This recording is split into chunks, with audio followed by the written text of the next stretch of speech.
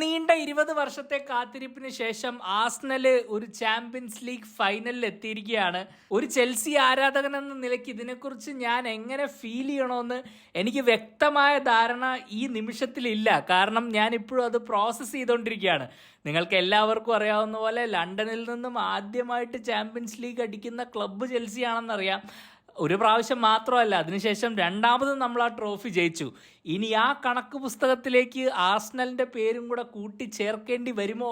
എന്തായാലും അപ്പുറത്തെ സെമി ഫൈനലിൽ ബയേണും PSG ആയതുകൊണ്ട് തന്നെ ആസ്നൽ ആ ട്രോഫി അടിക്കില്ല എന്നുള്ളൊരു ചെറിയ പ്രതീക്ഷ എൻ്റെ മനസ്സിൽ ഇപ്പോഴും ഉണ്ട്.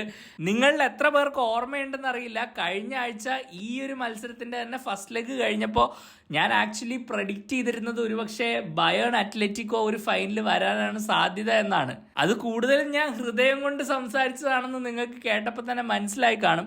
എന്തായാലും അത്ലറ്റിക്കോ കയറിയിട്ടില്ല. ഇനി ആ സൈഡിൽ നിന്ന് ഇനി ആര് കയറും എന്നുള്ളതാണ്. ആര് തന്നെ കയറിയാലും ആസ്നലിനൊരു വലിയ ചാലഞ്ചാണ്. ഞാൻ പറഞ്ഞ പോലെ ബയേൺ കയറുകയാണെങ്കിൽ ആസ്നലിനുള്ള അഡ്വാൻറ്റേജ്. ഒബ്വിയസ്ലി ഈ season Bayern already Arsenal group ഫേസിൽ തോപ്പിച്ചിട്ടുള്ളൊരു ടീമാണ്. അതിനുശേഷം ബയേൺ ഒരുപാട് കറക്ഷനൊക്കെ ചെയ്തിട്ടാണ് ഈ ഒരു ഫോമിലേക്ക് തിരിച്ചെത്തിയിരിക്കുന്നത്. പക്ഷേ എന്തായാലും ഈ ഒരു ഫൈനലിൽ ബുഡപെസ്റ്റിൽ ആസ്നൽ ഒരു സീറ്റ് ബുക്ക് ചെയ്തു എന്നുള്ളത് ഒരു വലിയ വാർത്ത തന്നെയാണ്. എത്ര വലിയ റൈവൽസ് ആയാലും കുറച്ച് കാര്യങ്ങളൊന്നും അഡ്മിറ്റ് ചെയ്യാണ്ടിരിക്കാൻ വയ്യ. ആസ്നൽ ഒബ്വിയസ്ലി നമുക്കറിയാം ഈ സീസൺ ചാമ്പ്യൻസ് ലീഗിൽ അൺബീറ്റൺ ആണ്. ഇത്രയും ടൈറ്റ് ആയിട്ടുള്ളൊരു പ്രീമിയർ ലീഗ് ടൈറ്റിൽ റേസിൽ കമ്പീറ്റ് ചെയ്തുകൊണ്ടിരിക്കുമ്പോൾ യൂറോപ്പിൽ ഇമാതിരി ഒരു റെക്കോർഡ് മെയിൻറ്റെയിൻ ചെയ്യുക എന്ന് പറഞ്ഞാൽ അത് നിസ്സാര പരിപാടിയല്ല. ഇനി നമ്മൾ തിരിഞ്ഞു നോക്കുമ്പോൾ വേണമെങ്കിൽ നമുക്ക് നോക്കൗട്ട് സ്റ്റേജിലെ ആ ഒരു ഡ്രോയും ആ ഒരു പാത്തും ഒക്കെ നോക്കുകയാണെങ്കിൽ ഒരു പക്ഷേ കുറച്ച് ലീനിയൻ്റ് ആയിട്ടുള്ളൊരു വഴിയാണ് ലെവർക്യൂസൻ, സ്പോർട്ടിംഗ്, പിന്നെ Atletico may be right side of the draw ആയിരുന്നു എന്നൊക്കെ വേണമെങ്കിൽ നമുക്ക് പറയാം. പക്ഷേ ഇത് ആസ്നലാണ്. നമുക്കറിയാം പലപ്പോഴും ഇങ്ങനത്തെ സിറ്റുവേഷനിലൊക്കെ വരുമ്പോൾ അടിപതറിയിട്ടുള്ളൊരു ക്ലബ്ബാണ്. അതുകൊണ്ട് തന്നെ അവർ ഈ ഫൈനലിൽ എത്തി എന്നുള്ളത് ആ ഫാൻ ബേസിനും ആ പ്ലെയേഴ്സിനും ആ ഗ്രൂപ്പിനും ആ ഒരു കോച്ചിനും അത് ഭയങ്കര വലിയൊരു പ്രചോദനമായിരിക്കും, അതിലൊരു സംശയവും. അങ്ങനെയാണെങ്കിൽ ഒട്ടും വൈകാതെ നമ്മൾ ഈ മത്സരത്തിൽ നിന്ന് മനസ്സിലാക്കിയ 5 കാര്യങ്ങളിലേക്ക് കിടക്കാം. ആദ്യം തന്നെ എനിക്ക് പറയാനുള്ളത് ആ എമിറേറ്റ്സിൽ ഇന്നുണ്ടായിരുന്ന ക്രൗഡിനെ കുറിച്ചാണ്. കഴിഞ്ഞ ആഴ്ച നമ്മൾ അത്ലറ്റിക്കോന്റെ സ്റ്റേഡിയത്തിൽ ഉണ്ടായിരുന്ന അറ്റ്മോസ്ഫിയർ എന്താന്ന് കണ്ടിരുന്നു. ഈ ആഴ്ച ആക്ച്വലി ഈ ഹോം ലെഗിൽ ആസ്നലിന് അവരുടെ ഫാൻസ് തുടക്കം മുതൽ ഒടുക്കം വരെ കംപ്ലീറ്റ്ലി ബാക്ക് ചെയ്തു എന്നുള്ളതാണ്. ആ ഒരു മത്സരം തുടങ്ങുന്നതിന് മുമ്പ് തന്നെ ആ ഒരു അറ്റ്മോസ്ഫിയറിൽ ആ ഒരു എക്സൈറ്റ്മെൻറ്റ് അത് നമുക്ക് എല്ലാവർക്കും സെൻസ് ചെയ്യാൻ പറ്റുന്നുണ്ടായിരുന്നു. നിങ്ങൾ ആ ഒരു എനർജിയും ക്രൗഡിൻ്റെ ആ ഒരു എന്തൂസിയാസവും കണ്ടു കഴിഞ്ഞാൽ ഈ ഒരു സിറ്റുവേഷനിൽ ഈ ക്ലബിനെ സപ്പോർട്ട് ചെയ്ത് ആ ഫൈനലിൽ എത്തിക്കണമെന്നുള്ള ഒരു വാശിയോടുകൂടിയാണ് ഓരോ ആരാധകനും അവിടെ വന്നതെന്നുള്ളതിലൊരു സംശയമില്ല. ഞാനിത് എടുത്തു പറയാൻ കാരണം എന്താണെന്ന് വെച്ചാൽ അതിനൊരു കോണ്ടെക്സ്റ്റ് ഉണ്ട്. 3-4 ആഴ്ച മുമ്പ് ബോൺമത്തിനെതിരെയുള്ള മത്സരത്തിന് ആ ഒരു മത്സരത്തിനെ കുറിച്ച് നമുക്ക് എല്ലാവർക്കും അറിയാമല്ലേ. എമിറേറ്റ്സിൽ നടന്ന മത്സരമാണ്. പ്രീമിയർ ലീഗ് ടൈറ്റിൽ കയ്യിൽ നിന്നും വഴുതിപ്പോയി എന്ന് ഒരു മെജോറിറ്റി ഓഫ് ആൾക്കാർ ഇൻക്ലൂഡിങ് ഞാൻ വരെ വിശ്വസിച്ചിരുന്നതാണ്. ആ മാച്ചിൽ നമുക്കറിയാം ക്രൗഡ് അവരുടെ ഡിസപ്പോയിൻമെന്റ് ആ ഓരോ കളിക്കാരനെയും നല്ലോണം അറിയിച്ചു എന്നുള്ളത് തന്നെയാണ്. ആ ഒരു അറ്റ്മോസ്ഫിയർ അങ്ങനെയായിരുന്നു, ആ ഒരു റിയാക്ഷൻ അങ്ങനെയായിരുന്നു. തീർച്ചയായിട്ടും ഇങ്ങനെ ഒരു സിറ്റുവേഷനിൽ ആസ്നലിന്റെ ഫാൻസ് തന്നെ കൈവിടുകയാണോ, അല്ലെങ്കിൽ അവർ ഒരുപാട് ക്രിട്ടിസൈസ് ചെയ്യുകയാണോ, ടീമിനെ ബാക്ക് ചെയ്യാതിരിക്കുകയാണോ? ഈ ഒരു ഫുട്ബോൾ ഇത്രയും നാൾ കണ്ടിട്ട് ഈ ഒരു റിസൾട്ട് വരുമ്പോൾ ഇങ്ങനത്തെ ഒരു ക്രൂഷ്യൽ സിറ്റുവേഷനിൽ ആസ്നലിന്റെ ഫാൻസും കൂടെ തിരിയുകയാണെങ്കിൽ ആ ഒരു ഗ്രൂപ്പിന്റെ അവസ്ഥ എന്തായിരിക്കും എന്നൊക്കെ ചർച്ചകൾ ഭയങ്കര സീരിയസ് ആയിട്ട് പല മീഡിയയിലും പല ഓൺലൈൻ സ്പേസുകളിലും ഒക്കെ ഒരുപാട് നടന്നിരുന്ന ഒരു സമയമായിരുന്നു അത്. എന്നാൽ ഏതാനും ആഴ്ചകൾക്കിപ്പുറം ഇന്ന് ആ ക്രൗഡിന്റെ റെസ്പോൺസും ആ ഒരു ലിഫ്റ്റ് ആ പ്ലെയേഴ്സിന് നൽകിയതും സൂചിപ്പിക്കുന്നത് ഒന്ന് മാത്രമാണ്, ആ പ്രീമിയർ ലീഗ് ടൈറ്റിൽ ആസ്നലിന്റെ കയ്യിൽ തന്നെയാണ്. അവരത് തിരിച്ചു പിടിച്ചിരിക്കുന്നു. ഓബ്വിയസ്ലി സിറ്റിയുടെ ആ ഒരു റിസൾട്ട് ഞാൻ കഴിഞ്ഞ ആഴ്ച പറഞ്ഞതാണ്. എവർട്ടൺ എവേ ഭയങ്കര ട്രിക്കി ഫിക്ചറാണ്, പോയിന്റ് ഡ്രോപ്പ് ചെയ്യാൻ സാധ്യതയുള്ളൊരു ഫിക്ചറാണെന്ന്. അതുപോലെ തന്നെ സംഭവിച്ചു. എന്തായാലും ആ ഒരു റിസൾട്ടിന് ഇതിൻ്റെ അകത്തൊരു ഇമ്പാക്റ്റ് ഉണ്ടെന്നുള്ളതിൽ സംശയമില്ല. ഇന്നലെ സിറ്റി അവിടെ പോയിന്റ് ഡ്രോപ്പ് ചെയ്തു എന്നുള്ളത് ഇന്ന് ഓരോ ആരാധകനും ഒരു വലിയ ബൂസ്റ്റ് ആയിട്ടുണ്ട്. കാരണം നമുക്കറിയാം ആസ്നലിന് ഇനി ട്രോഫി അവരുടെ കയ്യിലാണ്. അവർ കളിക്കാനുള്ള മത്സരങ്ങൾ കളിച്ച് ജയിക്കുകയാണെങ്കിൽ ആ ട്രോഫി അവരുടെ കയ്യിലിരിക്കും എന്നുള്ള ആ ഒരു ബോധ്യത്തിലാണ് ആസ്നൽ ഇനി മുന്നോട്ട് പോകാൻ പോകുന്നത്. എന്തായാലും എല്ലാം കറക്റ്റ് ഒരു സമയത്ത് ഒത്തുവരിക എന്ന് പറയില്ലേ, ആ ഒരു റിസൾട്ട് വന്നു, ഫാൻസിന്റെ മൂഡ് മാറി, എമിറേറ്റ്സിലെ അറ്റ്മോസ്ഫിയർ മാറി, പ്ലെയേഴ്സിനൊരു കോൺഫിഡൻസ് കിട്ടി. അങ്ങനെ അവരിതേ ഒരു ഫൈനലിലും എത്തി. ഈ ഒരു സീസണിലുടനീളം ചില സ്പേസുകളിലൊക്കെ ഞാൻ ആൾക്കാർ തമാശ രൂപേണയും അല്ലാതെ ആയിട്ട് പറയുന്നത് ഒരുപാട് കേട്ടിട്ടുണ്ട്. ആസ്നൽ ഒരു ട്രോഫി അടിക്കരുത്. ഈവൻ മറ്റേ ചെൽസി സിറ്റി മത്സരം നടന്നതല്ല, ഞങ്ങൾ അവരടിച്ച് 3-0 തൂക്കിയ മത്സരം. ആ മത്സരത്തിന് ശേഷം വരെ കുറെ ആൾക്കാരൊക്കെ സെലിബ്രേറ്റ് ചെയ്യുന്നതൊക്കെ ഞാൻ കണ്ടിരുന്നു. എന്തായാലും സിറ്റി അടിച്ചല്ലോ, ഇനിയിപ്പം ആസ്നൽ കപ്പടിക്കില്ല അങ്ങനെയൊക്കെ പറഞ്ഞ്. ശരിക്കും അതൊക്കെ ഭയങ്കര ഒരു ഇമ്മച്യൂർ ആയിട്ടുള്ളൊരു ചിന്താഗതിയായിട്ടാണ് എനിക്ക് അന്നും തോന്നിയിട്ടുള്ളത്, ഇപ്പോഴും തോന്നുന്നത്.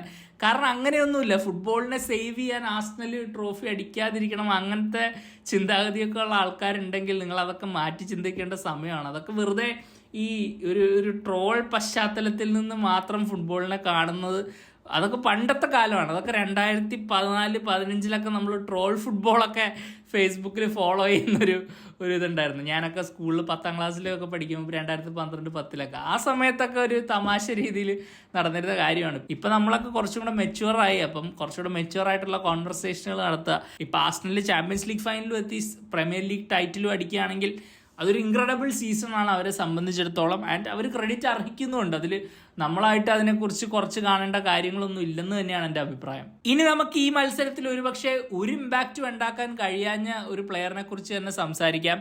ഇയാൾ ആക്ച്വലി ലണ്ടനിൽ കളിച്ചു വളർന്നൊരു പ്ലെയറാണ്. ഇപ്പൊ തന്നെ നിങ്ങൾക്ക് മനസ്സിലായിട്ടുണ്ടാവും, അഡമോള ലുക്മൻ. നമുക്കറിയാം ചാൾട്ടണിൽ സീനിയർ ഡെബ്യൂ നേടിയ പ്ലെയറാണ്. പിന്നീട് പ്രീമിയർ ലീഗിൽ എവർട്ടണും ഫുള്ളമിനും ഒക്കെ വേണ്ടി കളിച്ചു.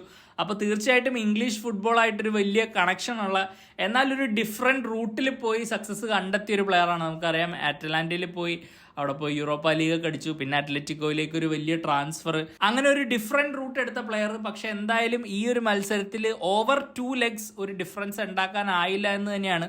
ആദ്യത്തെ ലെഗിൽ നമുക്കറിയാം ഒരു സുവർണ അവസരം ലുക്മന് ലഭിച്ചിരുന്നു. അവിടെ ഒരു പക്ഷേ ആ ഫസ്റ്റ് ലെഗിൽ ആ ഒരു ഗോൾ കയറിയിരുന്നെങ്കിൽ ചിലപ്പം ഈ ഒരു മത്സരത്തിൻ്റെ ആ ഒരു സറൗണ്ടിങ് ഒരു ബാക്ക്ഗ്രൗണ്ട് ഉണ്ടല്ലോ, ഈ മത്സരം സെക്കൻഡ് ലെഗ് വരുമ്പോൾ ആ ഒരു പ്രഷറും ഒരുപക്ഷെ അത്ലറ്റിയുടെ അപ്രോച്ചും ഒക്കെ വേറെ ആയെന്നെ ചിലപ്പോൾ ആ ഗോൾ കയറിയിരുന്നെങ്കിൽ. ഇന്നാണെങ്കിൽ കൂടി ആ ഒരു കൗണ്ടറിലാണെങ്കിലും ആ ഒരു ക്വാളിറ്റി ലുക്മന് പ്രൊഡ്യൂസ് ചെയ്യാൻ പറ്റിയില്ല. എനിക്ക് തോന്നുന്നു ഫസ്റ്റ് ഹാഫിൽ എന്തോ ഒരു പ്രാവശ്യം ഒരു ക്വിക്ക് കൗണ്ടർ ഇനീഷ്യേറ്റ് ചെയ്യാൻ പോയപ്പോൾ പെട്ടെന്ന് ബോൾ കാലിൽ നിന്ന് എടുത്ത് അങ്ങനെ റൺ ചെയ്യാൻ പറ്റിയില്ല. ആ ഒരു ജസ്റ്റ് ഒന്ന് സ്റ്റക്കായിപ്പോയി, ആ ഒരു സിറ്റുവേഷൻ ഉണ്ടായിരുന്നു. പിന്നെ അവിടെ ബെൻ വൈറ്റ് എന്തോ വന്ന് ആ ബോൾ ഇന്റർസെപ്റ്റ് ചെയ്യുന്നൊരു സിറ്റുവേഷൻ ഉണ്ടായി. അപ്പം പെട്ടെന്ന് ക്വിക്കായിട്ട് ചിന്തിക്കാനും ഭയങ്കര ഡയറക്റ്റായിട്ട് കളിക്കാനും ഒക്കെ കഴിവുള്ളൊരു പ്ലെയറാണ്. പക്ഷേ ഓവർ 2 legs ഐ തിങ്ക് കുറച്ചൊരു ഡിസപ്പോയിൻറ്റിങ് ആയിരുന്നു. അതുകൊണ്ട് തന്നെ ആയിരിക്കാം ഒരുപക്ഷെ സിമിയോണി നേരത്തെ തന്നെ റീപ്ലേസ് ചെയ്തത്. ഞാൻ ആക്ച്വലി ഈ ഒരു മത്സരം തുടങ്ങുന്നതിന് മുമ്പ് ആ ഒരു വിങ്ങിലുള്ള ബാറ്റിലിനെ ഭയങ്കര ക്രൂഷ്യലായിട്ട് കൺസിഡർ ചെയ്തിരുന്നു. കാരണം നമുക്കറിയാം ബെൻ വൈറ്റും ആണ്. ബെൻ വൈറ്റ് ഞാൻ ശരിക്കും വിചാരിച്ചില്ല വൈറ്റ് ഈ കളി സ്റ്റാർട്ട് ചെയ്യുമെന്ന്. മോസ്ക്വയറിനെ സ്റ്റാർട്ട് ചെയ്യിക്കുമെന്നാണ് ഞാൻ വിചാരിച്ചത്. വൈറ്റ് നമുക്കറിയാം വീക്കെൻഡിലും കളിച്ചിരുന്നു, എന്നിട്ട് ലേറ്റ് ആയിട്ട് സബ്സ്റ്റിറ്റ്യൂട്ടായി പോവുകയാണ് ചെയ്തത്. ആദ്യ മത്സരത്തിൽ ഒരു പെനാൽറ്റി കൺസീഡ് ചെയ്തിരുന്നു. അങ്ങനെ ഒരു ചെറിയ പരിങ്ങലിലായിരുന്നു. ഈവൻ ഫുള്ളമിനെതിരെ പോലും ത്രൂ ഔട്ട് അങ്ങനെ കൺവിൻസിങ് ആയിട്ട് എനിക്ക് തോന്നിയില്ല പേഴ്സണലി. അതുകൊണ്ട് തന്നെ ഞാൻ വിചാരിച്ചത് ഈ ഒരു മത്സരത്തിൽ കുറച്ചും കൂടെ ആ ഒരു ഡിഫെൻസീവ് ഒരു സോളിഡിറ്റിക്ക് വേണ്ടി ആർട്ടറ്റ ഒരുപക്ഷെ മോസ്ക്വയറിനെ കൊണ്ടുവരും. കാരണം നമുക്കറിയാം അത്ലറ്റിക്കോ എന്തായാലും കൗണ്ടറിൽ നല്ലോണം കളിക്കാനുള്ള സാധ്യതയുണ്ട്. അപ്പം ആ ഒരു പ്രശ്നം തടയാനായിട്ട് മോസ്ക്വയറിനെ കൊണ്ടുവരുമെന്നാണ് വിചാരിച്ചത്. പക്ഷെ അവിടെ എന്തായാലും അത് നടന്നില്ല. ഇങ്ങനെ ഒരു 1-on-1 ബാറ്റിൽ വരുമ്പോൾ അവിടെ ലുക്മൻ എന്തെങ്കിലുമൊക്കെ പ്രൊഡ്യൂസ് ചെയ്യാൻ പറ്റുമോ എന്ന് ഞാൻ ഉറ്റുനോക്കിയിരുന്നു. പക്ഷെ അതൊന്നും സംഭവിച്ചില്ല എന്നുള്ളതാണ്. കംപ്ലീറ്റ്ലി ഒരു ഡിസപ്പോയിൻറ്റിങ് പെർഫോമൻസ് ആയിപ്പോയി എന്നാണ് എൻ്റെ അഭിപ്രായം. ബിക്കോസ് ഇങ്ങനൊരു മത്സരത്തിൽ ആ ഒരു വൈറ്റ് പ്ലെയേഴ്സ് കൊണ്ടുവരേണ്ട ഒരു ഇമ്പാക്റ്റ് ഉണ്ടായിരുന്നു. അത് ഇപ്പുറത്തെ വിങ്ങിൽ സിമിയോണിക്കും പറ്റിയില്ല. പക്ഷെ സിമിയോണി അത്യാവശ്യം ആ ഒരു ചാൻസ് എങ്കിലും, ഒരു പെനൽറ്റി അപ്പീലിൽ പോയൊരു ചാൻസ് ആ ഒരു ഇൻസൈഡിലോട്ട് ആ ഒരു റണ്ണ് നമ്മൾ കണ്ടിരുന്നു സിമിയോണിയുടെ. ആ റണ്ണ് മേക്ക് ചെയ്യുക എന്ന് പറഞ്ഞാൽ നിങ്ങൾ ശ്രദ്ധിച്ച് കാണാൻ പറ്റുവാണെങ്കിൽ നിങ്ങൾ ഒന്നും കൂടെ ആ റണ്ണെടുത്ത് കാണണം. ആ കറക്റ്റ് ആ ഓഫ് സൈഡ് പൊസിഷനിൽ നിന്ന് മാറി റണ്ണ് ബെൻഡ് ചെയ്താണ് സിമിയോണി അവിടെ അകത്തേക്ക് കയറുന്നത്. ആ പെർഫെക്റ്റ് റണ്ണാണ്. ഇവൻച്വലി സംഭവം പറ്റിയില്ല. ഗബ്രിയേൽ എന്തൊക്കെയോ കാണിച്ച് വേണമെങ്കിൽ അതൊരു പെനാൽറ്റിയും വന്നേനെ കേട്ടോ. വേറെ ഏതെങ്കിലും ഒരു ദിവസമാണെങ്കിൽ ഒരു പക്ഷേ VAR കൺസൾട്ട് ചെയ്ത് റെഫറിനോട് ആ മോണിറ്ററിൽ നോക്കാൻ പറഞ്ഞിരുന്നെങ്കിൽ ചിലപ്പോൾ ഏതെങ്കിലുമൊക്കെ റെഫറി അതൊക്കെ പെനാൽറ്റി വിളിക്കാം. അങ്ങനെയൊക്കെ സംഭവിച്ചിട്ടുള്ള ചരിത്രം ഫുട്ബോളിലുണ്ട്. പക്ഷേ എന്തോ ഭാഗ്യം കൊണ്ട് ആസ്നൽ അവിടെ കൺസീഡ് ചെയ്തില്ല. അത് ആ ഒരു അവസരം പാഴായിപ്പോയി. പക്ഷെ എന്തായാലും സിമിയോണിയുടെ ആ ഒരു റണ്ണ് അറ്റ്ലീസ്റ്റ് അങ്ങനെ കുറച്ചൊരു സംഭവങ്ങളെങ്കിലും പ്രൊഡ്യൂസ് ചെയ്തു. ലുക്മൻ ഇവിടെ അതുപോലും പ്രൊഡ്യൂസ് ചെയ്യാൻ പറ്റിയില്ല എന്നുള്ളതാണ് ഒരു യാഥാർത്ഥ്യം. ഇനി നമുക്ക് ആസ്നലിന്റെ ഡിഫറൻസ് മേക്കറായ ബുക്കായോ സാക്കയെ കുറിച്ച് തന്നെ സംസാരിക്കാം. വീക്കെൻഡിൽ ഫുള്ളമിനെതിരെ അങ്ങനെ ആ ഒരു ഇഞ്ചുറിക്ക് ശേഷം ലൈനപ്പിലോട്ട് വരുന്നു. ആ ഒരു ഇൻസ്റ്റന്റ് ഇമ്പാക്റ്റ് നമുക്ക് ഫീൽ ചെയ്യുന്നുണ്ടായിരുന്നു. ആദ്യ ഗോൾ നൽകിയ അസിസ്റ്റ് ആണെങ്കിലും പിന്നീട് സാക്ക തന്നെ ഗോൾ നേടുന്നുണ്ടായിരുന്നു. അതൊരു മികച്ച പെർഫോമൻസ്. ഇൻഡിവിജ്വലി എനിക്കറിയാം യോക്കറേസിനെ കുറിച്ച് ഞാൻ എടുത്തു പറഞ്ഞിരുന്നു. യോക്കറേസ് ഒരു മികച്ച പെർഫോമൻസ് തന്നെയാണ് പ്രൊഡ്യൂസ് ചെയ്തത്. പക്ഷെ സാക്കയുടെ ആ ഒരു ഇൻസ്റ്റന്റ് ഇമ്പാക്റ്റ് ഉണ്ടല്ലോ, ലൈനപ്പിലേക്ക് വന്നു കഴിഞ്ഞാൽ ചുറ്റുമുള്ള പ്ലെയേഴ്സിനെ ലിഫ്റ്റ് ചെയ്യാന്നുള്ള ഒരു സംഭവമുണ്ട്. അത് ഭയങ്കര എവിഡന്റ് ആയിരുന്നു ഇന്നത്തെ മത്സരത്തിൽ. നമുക്കറിയാം ആ ഒരു ഡിഫറൻസ് ആയ ഗോള് കണ്ടെത്തി. കറക്റ്റ് ആ പൊസിഷനിൽ ഉണ്ടായിരുന്നു. ട്രൊസാർഡിന്റെ അറ്റംപ്റ്റ് ഓബ്ലാക്ക് സേവ് ചെയ്തു, കറക്റ്റ് സാക്കിക്ക് വീണ് കിട്ടി, ആ അവസരം കൺവേർട്ട് ചെയ്തു. ശരിക്കും ആർസണലിനെ സംബന്ധിച്ചിടത്തോളം ഈ ഒരു ക്രൂഷ്യൽ ഫേസിൽ, അതായത് ചാമ്പ്യൻസ് ലീഗിലെ അവസാന 2-3 മത്സരങ്ങളും പ്രീമിയർ ലീഗിലെ ഒരു അവസാനത്തെ 4 മത്സരങ്ങൾ, ഈ ഒരു മത്സരങ്ങൾക്കായിട്ട് സാക്ക ഫുള്ളി ഫിറ്റായിട്ട് വന്ന് തിരിച്ച് ആ സ്റ്റാർട്ടിംഗ് ലൈനപ്പിലേക്ക് വന്നതിൻ്റെ ആ ഒരു ഇമ്പാക്റ്റ് എന്തായാലും നമ്മൾ കണ്ടു തുടങ്ങിയിട്ടുണ്ട്. ആൻഡ് അതൊരു ഹ്യൂജ് ബൂസ്റ്റ് ഓഫ് കോൺഫിഡൻസ് ആണ്, അതിലൊന്നും പറയാനില്ല. കാരണം ഞാൻ പറഞ്ഞ പോലെ തന്നെ സാക്ക കളിക്കുമ്പോൾ എപ്പോഴും ബാക്കിയുള്ള പ്ലേയേഴ്സ്, ചുറ്റുമുള്ള പ്ലേയേഴ്സിൽ ഒരു ഇമ്പ്രൂവ്മെന്റ് ഉണ്ട്. എന്തെങ്കിലുമൊക്കെ ക്രിയേറ്റ് ചെയ്യാൻ പറ്റിയ ഒരു പ്ലെയർ ആണ്, അല്ലെങ്കിൽ ഒരു മൊമെന്റ് ഓഫ് മാജിക് പ്രൊഡ്യൂസ് ചെയ്യും എന്നുള്ള ബിലീഫിലാണ് ഈ ഒരു ക്ലബ്ബ് ഇപ്പൊ കളിച്ചുകൊണ്ടിരിക്കുന്നത്. അതിൻ്റെ അകത്ത് സാക്കയുടെ ഇൻവോൾവ്മെന്റ് ഭയങ്കര ഹൈ ആണ്. നമുക്കറിയാം പുതിയൊരു ആർസണലിന്റെ ഒരു ഫേസ് എന്നൊക്കെ വേണമെങ്കിൽ ഇൻ മെനി വേസ് നമുക്ക് സാക്കനെ വിശേഷിപ്പിക്കാം. ഈ ഒരു ക്ലബിന്റെ ഒരു നെക്സ്റ്റ് ഡയറക്ഷനിലേക്ക് ആര് നയിക്കും എന്നുള്ളൊരു ചോദ്യം കുറച്ച് വർഷങ്ങൾ മുമ്പ് ഉയർന്നപ്പോൾ അതിലേക്ക് ഏറ്റവും മുന്നിലേക്ക് കടന്നു വന്നൊരു പ്ലെയറാണ് സാക്ക. നമുക്കറിയാം ഈ സീസണിൽ പരിക്കുകൾ ഒട്ടും ആയിരുന്നില്ല. അതുകൊണ്ട് തന്നെ ഒരുപാട് മത്സരങ്ങൾ മിസ് ചെയ്യേണ്ട, അല്ലെങ്കിൽ പഴയ ഒരു ഇമ്പാക്റ്റ് ഉണ്ടാക്കാതെ പോയിട്ടുണ്ട്. പക്ഷെ എന്തായാലും ഈ ക്രൂഷ്യൽ നിമിഷത്തിൽ ടീമിലേക്ക് തിരിച്ചു വന്ന് ടീമിൻ്റെ ഒരു വലിയ ഇമ്പാക്റ്റ് സാക്ക ഉണ്ടാക്കുന്നുണ്ട്. ആൻഡ് ആ ഒരു ഇമ്പാക്റ്റ് നമ്മൾ ഇന്നും കണ്ടു എന്നുള്ളത് തന്നെയാണ്. ഞാൻ പലപ്പോഴും പറഞ്ഞിട്ടുള്ളൊരു കാര്യമുണ്ട്, ഫുട്ബോളിൽ ടൈമിംഗ് എന്ന് പറഞ്ഞ സംഭവം ഭയങ്കര ഇമ്പോർട്ടൻ്റ് ആണ്. ഏതെങ്കിലും ഒരു സീസണിൻ്റെ ക്രൂഷ്യൽ ഫേസിൽ നമ്മുടെ ടീം എങ്ങനെ പെർഫോം ചെയ്യുന്നു, ചില ടീമുകൾ ചില സമയത്ത് പീക്ക് ചെയ്യാറുണ്ട്, അത് അവരുടെ സീസണെ തന്നെ മാറ്റിമറിക്കാറുണ്ട്. അങ്ങനെ ഒരു മോമെൻ്റ് ആണോ ഇവിടെ നമ്മളിപ്പോൾ വിറ്റ്നസ് ചെയ്യുന്നതെന്ന് ഞാനിപ്പോൾ ചിന്തിച്ചു തുടങ്ങി. കാരണം സാക്ക കറക്റ്റ് ഈ ഒരു ഫേസിൽ തിരിച്ച് ആ ലൈനപ്പിലേക്ക് വരുന്നു, ഇത്ര വലിയ ഇമ്പാക്റ്റ് ഉണ്ടാക്കുന്നു. എസ്പെഷ്യലി ആ ഒരു ഞാൻ പറഞ്ഞ വീക്കെൻഡിലെ റിസൾട്ടാണ്, അത് ഭയങ്കര ഡിഫൈനിങ് ആയിട്ടുള്ള സംഭവമായിരുന്നു. ഇന്ന് ഇവിടെ വന്ന് ഈ ഒരു ഡിഫറൻസ് മേക്കർ ആയി, ആ ഒരു സെലിബ്രേഷൻ നമ്മൾ കണ്ടു.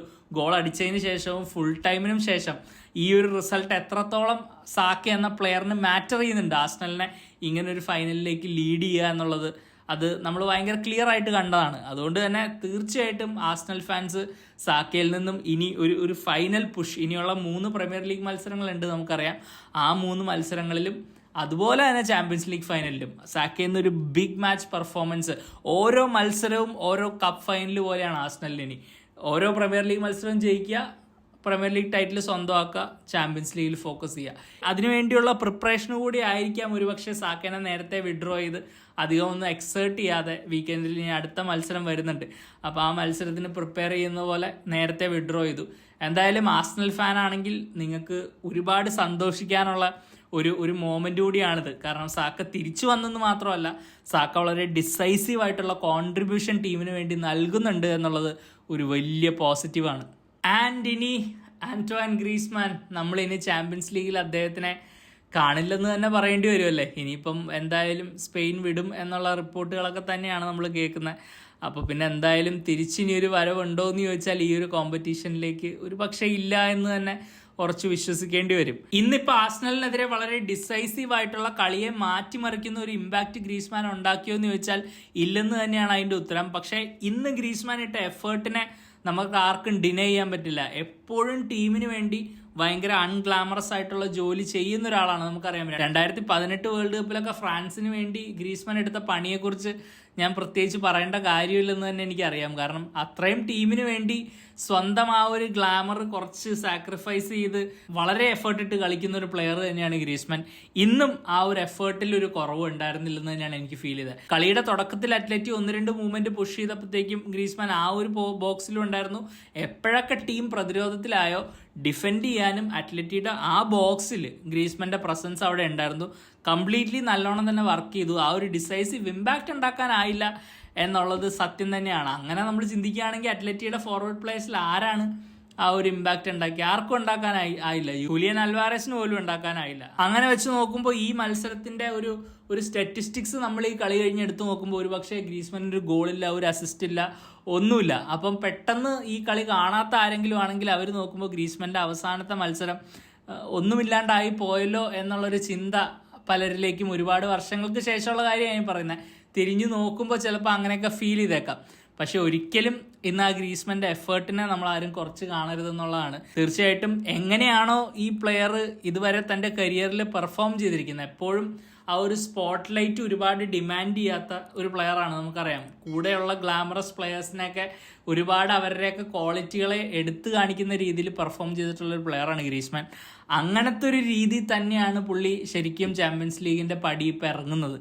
ആ ഒരു സ്പോട്ട് ലൈറ്റിൽ നിന്നൊന്ന് മാറി, എന്നാൽ തനിക്ക് താൻ ചെയ്യേണ്ട ഡ്യൂട്ടി നല്ലോണം ചെയ്യാൻ ശ്രമിച്ചു എന്നുള്ളൊരു പൂർണ്ണ ബോധത്തോടെ ആയിരിക്കാം ഗ്രീസ്മാൻ ഈ ഒരു ചാമ്പ്യൻസ് ലീഗിനോട് വിട പറയുന്നത്.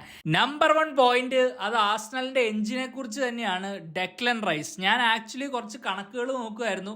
ഇപ്പൊ ആർസണൽ ചാമ്പ്യൻസ് ലീഗ് ഫൈനൽ കയറിയല്ലോ, ആ ചാമ്പ്യൻസ് ലീഗ് ഫൈനലും കൂടെ ഇൻക്ലൂഡ് ചെയ്യുകയാണെങ്കിൽ ഇംഗ്ലണ്ടിന് വേണ്ടി സമ്മറിൽ ഡെക്ലൻ റൈസ് ആദ്യ വേൾഡ് കപ്പ് മത്സരം കളിക്കാൻ വരുമ്പോഴത്തേക്കും ഓൾറെഡി 65 മത്സരങ്ങളിൽ കൂടുതൽ ഈ സീസൺ ഡെക്ലൻ റൈസ് കളിച്ച് കഴിഞ്ഞിട്ടുണ്ടാവും. നിങ്ങൾ അതിൻ്റെ മാഗ്നിറ്റ്യൂഡ് ഒന്ന് ആലോചിച്ച് നോക്കിയേ. ആർസണലിൻ്റെ മിഡ്ഫീൽഡിൽ ഡെക്ലൻ റൈസ് 65 പരം മത്സരങ്ങളിൽ അമ്മാതിരി പണിയെടുത്തു എന്നുള്ളൊരു സിറ്റുവേഷൻ നിങ്ങളൊന്ന് ആലോചിച്ച് നോക്കി. എന്നിട്ടാണ് സമ്മറിൽ വേൾഡ് കപ്പ് കളിക്കാൻ US എത്തുന്നത്.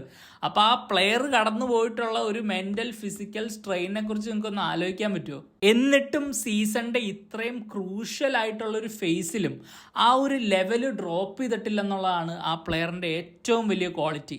ഓബിയസ്ലി ചെൽസിയിലേക്ക് വരണമെന്ന് ഒരുപാട് ആഗ്രഹിച്ചൊരു പ്ലെയറാണ്. മൗണ്ടും ഡെക്ലൻ റൈസും ചെൽസിയുടെ മിഡ്ഫീൽഡിൽ കളിക്കുന്നതായിരുന്നു ആ സമയത്ത് എൻ്റെ ഏറ്റവും വലിയ സ്വപ്നം. കാരണം 2 വലിയ കൂട്ടുകാർ, 2 ചെൽസി ബാക്ക്ഗ്രൗണ്ട് ഉള്ള ആൾക്കാർ, അങ്ങനെയൊക്കെ ഒരുപാട് സ്വപ്നം കണ്ടിട്ടുണ്ട്. എന്തായാലും ആർസണലിലേക്ക് പോയി ആ ഒരു സ്പെൻഡ് ചെയ്ത മണി ഉണ്ടല്ലോ, ഓവർ 100 മില്യൺ, ഒരിക്കലും അതൊരു ഓവർ സ്പെൻഡിങ് ആണെന്ന് നമുക്ക് ഒരിക്കലും പറയാൻ പറ്റില്ല. വർത്ത് എവറി പെനി എന്ന് വേണമെങ്കിൽ പറയാം. അങ്ങനത്തെ ഒരു സൈനിങ് ആയിരുന്നു ഡെക്ലൻ റൈസ്. ഇന്നും ആ മിഡ്ഫീൽഡിൽ അത്ലറ്റിക്കോയ്ക്ക് എതിരെ കൊണ്ടുവന്ന എനർജി, ബോൾ ക്യാരി ചെയ്യാൻ കാണിച്ച എന്തൂസിയാസം, ഒരു complete box to box player എങ്ങനെ കളിക്കണോ അങ്ങനെ തന്നെ ഡെക്ലൻ റൈസ് കളിച്ചിട്ടുണ്ട്. ഫസ്റ്റ് ലെഗിലും ഒട്ടും മോശമായിരുന്നില്ല, അതുപോലെ തന്നെ പെർഫോം ചെയ്തിട്ടുണ്ട്. നിങ്ങളൊന്ന് ആലോചിച്ച് നോക്കണം, ആ ഫസ്റ്റ് ലെഗിൽ എവേ ഫ്രം ഹോം ആ ഒരു പെർഫോമൻസിന് ശേഷം ഏകദേശം റഫ്ലി 7 ദിവസങ്ങളാണ് കടന്നു പോയിട്ടുള്ളൂ. ഈ 7 ദിവസങ്ങളിൽ 3 മത്സരങ്ങളാണ് ഡെക്ലൻ റൈസ് കളിച്ചിട്ടുള്ളത്. ആ ഒരു മാച്ച് ഫസ്റ്റ് ലെഗ് കളിച്ചു, ഫുള്ളമിനെതിരെ കളിച്ചു, ഇപ്പം ഈ മത്സരം കളിച്ചു. അപ്പം the physical conditioning of this player is incredible. ഞാനിത് പറയുമ്പോഴും എൻ്റെ മനസ്സിൽ ചെറിയൊരു പേടിയുണ്ട്. കാരണം എന്താണെന്ന് വെച്ചാൽ ഈ വർഷം സമ്മറിൽ ഇറ്റലി എന്തായാലും വേൾഡ് കപ്പ് കളിക്കുന്നില്ല. അപ്പോൾ പിന്നെ ഞാൻ ഏറ്റവും കൂടുതൽ സപ്പോർട്ട് ചെയ്യുന്ന ടീം ഇംഗ്ലണ്ട് തന്നെയായിരിക്കും. കാരണം നമ്മൾ കാണുന്ന പ്ലെയേഴ്സാണ്, ഏറ്റവും കൂടുതൽ ഫോളോ ചെയ്യുന്ന ലീഗാണ്. പണ്ട് തൊട്ടേ എനിക്ക് ആ ഒരു സോഫ്റ്റ് കോർണർ എപ്പോഴും ഇംഗ്ലണ്ടിനോടുണ്ട്. അപ്പോൾ ആ വേൾഡ് കപ്പിന് ഡെക്ലൻ റൈസ് വരുമ്പോൾ അതിന് മുമ്പായിട്ട് ഇപ്പോൾ നമ്മളൊരു വൃത്തികെട്ട പാറ്റേൺ ഇപ്പോൾ നമ്മൾ ലോക ഫുട്ബോളിൽ എല്ലായിടത്തും കാണുന്നുണ്ടല്ലോ. പല പ്ലെയേഴ്സും ഇഞ്ചേർഡ് ആവുന്നു, പല പ്ലെയേഴ്സിൻ്റെയും അവൈലബിലിറ്റിയുടെ മുകളിൽ പല ഡൗട്ടുകൾ വരുന്നു. അങ്ങനെ ഒന്നും സംഭവിക്കല്ലേ എന്ന് മാത്രമാണ് എൻ്റെ പ്രാർത്ഥന. ബിക്കോസ് ആ മിഡ്ഫീൽഡിൽ നിങ്ങളൊന്ന് ആലോചിച്ച് നോക്കി, Elliott Anderson, Declan Rice, Bellingham, ആ ഒരു മിഡ്ഫീൽഡ് അതായിരിക്കും 3 എന്നാണ് ഞാൻ പ്രതീക്ഷിക്കുന്നത്. Obviously Elliott Anderson, Declan Rice nail down ആണ്. അവിടെ വേറെ ഒരു പ്ലെയറും സ്റ്റാർട്ട് ഇല്ലെന്നുള്ളത് 100% എനിക്ക് ഉറപ്പാണ്. പക്ഷേ ആ 3rd മിഡ്ഫീൽഡ് റോളാണ് ചെറിയൊരു കണ്ടൻഷൻ ഉള്ളത്. ബിക്കോസ് നമുക്കറിയാം അവിടെ ഫിൽ ഫോഡൻ എന്തായാലും കളിക്കില്ല, അത് ഉറപ്പാണ്. പക്ഷേ ബെല്ലിംഗം ഉണ്ട്, വേണമെങ്കിൽ മോർഗൻ റോജേഴ്സിനെ അവിടെ ട്രൈ ചെയ്യാം. അങ്ങനത്തെ കുറച്ച് ഓപ്ഷനുകൾ അവിടെ ഇംഗ്ലണ്ട് പരീക്ഷിക്കാനുള്ള സാധ്യതയുണ്ട്. പക്ഷെ എന്നാലും ബെല്ലിംഗത്തിന് തന്നെയായിരിക്കും ആ ഒരു റെപ്യൂട്ടേഷൻ്റെ ബേസിലും ആ ഒരു ക്വാളിറ്റിയുടെ ബേസിലും ഒക്കെ പുള്ളിക്ക് തന്നെ ആ ഒരു സ്പോട്ട് പോകാനാണ് സാധ്യത. പക്ഷേ ഡെക്ലൻ റൈസിൻ്റെയോ എലിയട്ട് ആൻഡർസൻ്റെയോ പോലെ അത്രയും നെയിൽ ഡൗൺ അല്ല ആ ഒരു പൊസിഷൻ, അതാണ് ഞാൻ ഉദ്ദേശിച്ചത്. അപ്പോൾ തീർച്ചയായിട്ടും റൈസ് ഇഞ്ചറി ഫ്രീ ആയിട്ട് ഇരിക്കണം എന്നുള്ളതൊരു വലിയ ആവശ്യകതയാണ് ആർസണലിന് മാത്രമല്ല ഇംഗ്ലണ്ടിനും. പിന്നെ വേറൊരു ഡിബേറ്റ്, ഈ വർഷത്തെ PFA player of the year award ആര് കൊണ്ടുപോകണം എന്നുള്ളതാണല്ലോ.